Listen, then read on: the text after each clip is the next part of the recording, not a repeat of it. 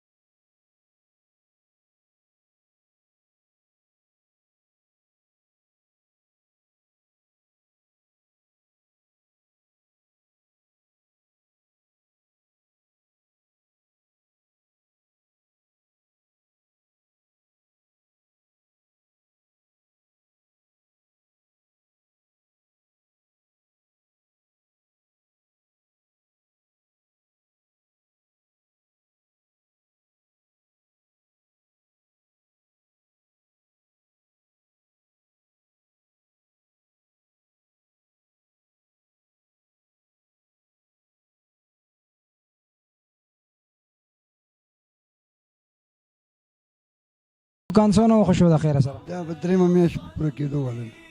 خبره ته ووایه چې 3 میاشتې د دوکانداري وکړه الحمدلله ثم الحمدلله هغه مسافرو چې کومې پیسې رالېږلې وې 1 روپۍ 2 روپۍ 15 روپۍ د دنیا د ګوټ ګوټ نه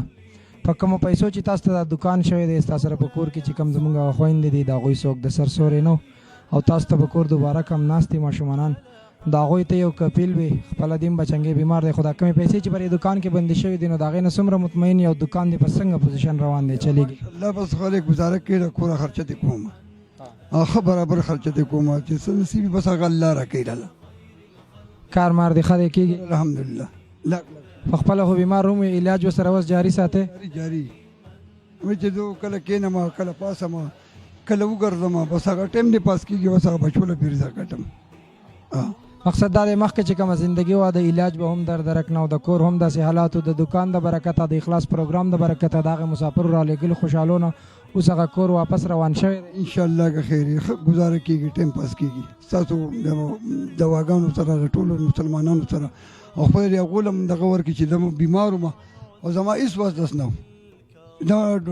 ډوډۍ را پیدا کول 2 روپۍ نه وي او تاسو را سره منډه تړله ووهله هغه شکر الحمدلله دوکان هم لاله واچو هغه رزق دی الله راکوي ښه په صحیح طریقه باندې کم بچیان چې وو که نه هغه خو در سره اوس هم په کور کې دی که نه د هغوی کفالت خو ستاسو ذمهواري ده که نه ذمهواري زه کوم که نه زه خرچه مرچه م هغو دپاره کومه هغه بلکل د هغو تابعداري د هغو دغه کومه ښه خوشامنده کوم خو په دې سوچ مونږ وکړو ځکه چې د هغوی خو څوک نه و ستا نوسي دي لورو کوي هم ده نو مونږ وایي ستاسو نه بل ښه انسان به ورته نه میلاویږي زه تاسو دوی له میوه ورکوي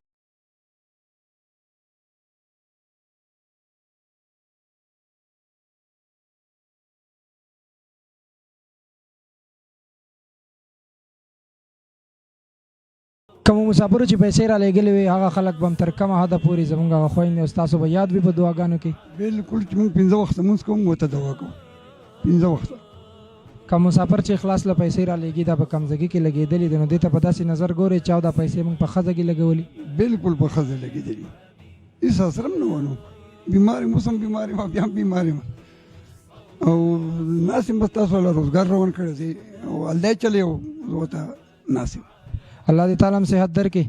چې ډېر بوج دی د پسې شاته د کور چې هغه خلک هم په سر باندې ورسې د خیره سره ته په صحت روغې دا دوکان ورسې نو ډېر زیات به ښه وي ستا د صحت لپاره به هم دعاګانې کوو خو هغه مسافر چې کم د اخلاص سره یې مرستې دي او کم د اخلاص نمایندګي کوي د دنیا په ګوټ ګوټ کې د خپلو بچو سره سره ستاسو غونته کې د خلکو سره هم خپلې خوشحالۍ شیر کوي نو هغې خلکو ته دې څه میسج شته څه پیغام بس د هغو شکریه ده کوم او د هغو ته به دعاګانې کوم دعا په دنیا کې ډېر قیمتي څیز دی ځکه چې هر یو سړی د دعا ارزومند دی، هغه خلک په دعاګانو کې مې بالکل 15 وخته به په مانځه کې به هر یو مونږ سره چې چا امداد کړی هغه په دوا کې به بالکل یادېږي انشاءالله که خیر. ډېره مننه، خوشحاله اوسئ. ښه ملګرو، دا و زموږ سره کوم چې تاسو د نن یو 2 میاشتې مخکې زموږ پروګرام کتلی نو الحمدلله دا دکان په داسې طریقه دی دا تاسو کتی شئ چې په هغې پیسو کې موږ دې ته دا فریزر هم اخیستی دی او ماشاءالله خپل بچیانو له پکې ځان له جوس پیپسیان وغیره دا هم خرڅوي. راتلونکی سیزن د ملایانو دی او داسې یو دکان چې کم په معاشره کې د نارمل انسان غونته کې الحمدلله دوی اوس ژوند تېروي او ښه ښکلی وخت یې تېر کړی او مزدوري به یې کوله. بیا یو لور دوه داسې کیسونه پرې راغلل چې هغه د دوی په سر دوباره کېناستې د هغې بچو سره. هغه پروګرام تاسو کتلی و، ډېر د دردونو ډک پروګرام و. په هغې پیسو د اخلاص ټیم دا فیصله وکړه،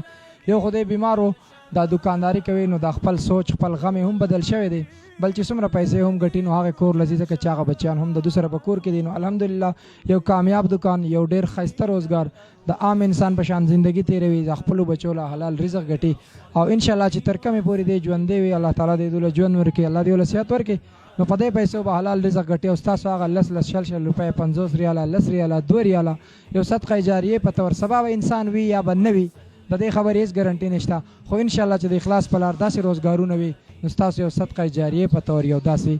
روزګار به روان وي چې ستاسو د آخرت چې کومه کاته ده په هغې کې به تاسو ته